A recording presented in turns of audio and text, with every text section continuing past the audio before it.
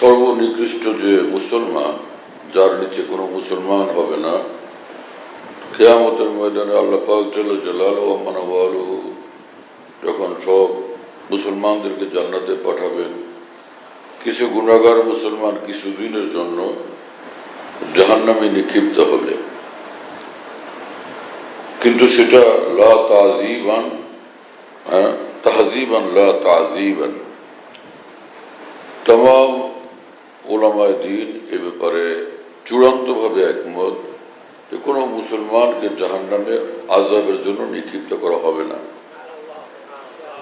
বরং যেভাবে কাপড় ধোয় পানির মধ্যে ফেলে, এভাবে কিছু জিনিস ধোয় পরিষ্কার করে পোড়ায়, যেমন ওই স্বর্ণ এটাকে আগুনে দিলে এটা পরিষ্কার হয়ে যায়। तमाम उलमाए दीन ए ব্যাপারে আইম্মায়ে দীন এ ব্যাপারে একমত যে মুসলমান যারা গুনাহগার তাদেরকে কিছুদিনই আগুনের মধ্যে রাখা হবে, শুধু তাদের যে জীবনের কঠিন ময়লাগুলো এগুলোকে পরিষ্কার করার জন্য, তাহযীবান, পরিষ্কার পরিচ্ছন্ন করার জন্য। তো সেই জাহান্নাম থেকে কিছুদিন থাকার পর যাদেরকে মুক্ত করা হবে, তাদের মধ্যে সবচেয়ে নিকৃষ্ট যে মুসলমান হবে, আল্লাহ পাক তাকে এই দুনিয়ার 10 দুনিয়ার সমান জান্নাত দান করবেন। তো একজন একদমই নিম্ন শ্রেণীর মুসলমানের জান্নাত যদি এত বড় হয়, অন্যান্য মুসলমানের জান্নাত কত বড় হবে। আর এক এক দেশ যত বড়, তো তার প্রেসিডেন্ট প্রধানমন্ত্রীর মর্যাদাও তত বড় মনে করা হয়। বড় দেশের মানুষ, বড় দেশের মন্ত্রী, প্রধানমন্ত্রী, বড় দেশের রাষ্ট্রপ্রধান।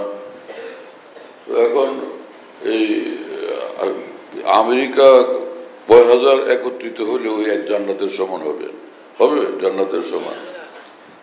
তাহলে সে ঈমান যার মধ্যে আছে সে কত বড় বাদশাহ। ঈমান মানুষকে বাদশাহের শীর্ষে পৌঁছায় দেয়। ঈমানওয়ালার মর্যাদা কোনো মূর্খ কিভাবে বুঝবে, অজ্ঞ লোক কিভাবে বুঝবে, কোন জাহেল, কোন কাফের মুশরিক কিভাবে বুঝবে ঈমানওয়ালার মর্যাদা এত বড়। আল্লাহ পাক জাল্লা জালালুহু ওয়া মানওয়ালুহু ঈমানের কদর করার আমাদেরকে তৌফিক দান করেন। কোন কারণে হেলায় খেলায়, অসাবধানতায় কখনো এমন যেন না হয় যে ঈমানটুকু হারায় ফেলি। আল্লাহ পাক আমাদেরকে হেফাজত করেন।